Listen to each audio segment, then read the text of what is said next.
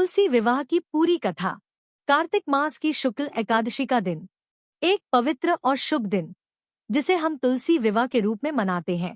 कहते हैं इसी दिन माता तुलसी का विवाह स्वयं भगवान विष्णु से हुआ था, इसलिए इसे देव उठनी एकादशी या प्रबोधिनी एकादशी भी कहा जाता है। बहुत समय पहले एक महान असुर हुआ करता था, जालंधर। वह अत्यंत बलशाली और अजेय था, क्योंकि उसकी पत्नी वृंदा एक पतिव्रता और परम भक्त स्त्री थी।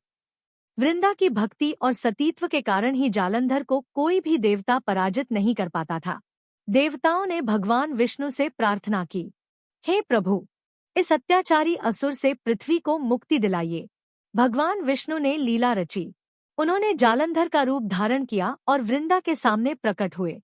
वृंदा ने उन्हें अपने पति समझ लिया और उसी क्षण उसका सतीत्व भंग हो गया। जैसे ही यह हुआ, असली जालंधर का वध हो गया। जब वृंदा को यह ज्ञात हुआ, वह अत्यंत दुखी हुई। उसने भगवान विष्णु को श्राप दिया, हे विष्णु, जैसे मैंने अपने प्रिय का वियोग सहा है, वैसे ही तुम भी अपने प्रिय से वियोग सहोगे।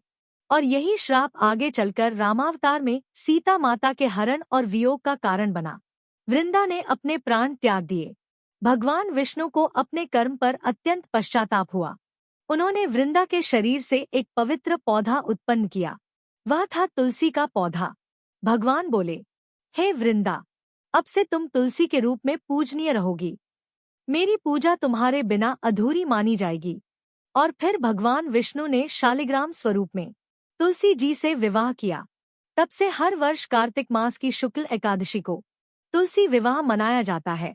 इस दिन घरों में तुलसी जी को दुल्हन की तरह सजाया जाता है, मंगल गीत गाए जाते हैं, दीप जलाए जाते हैं और तुलसी जी का विवाह भगवान विष्णु से कराया जाता है।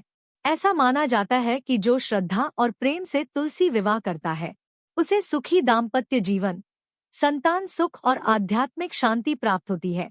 तुलसी विवाह हमें सिखाता है कि भक्ति, प्रेम और समर्पण से हर दुख का अंत होता है और सच्चा प्रेम कभी नष्ट नहीं होता। वह किसी न किसी रूप में फिर से जन्म लेता है। जय तुलसी माता, जय श्री हरि।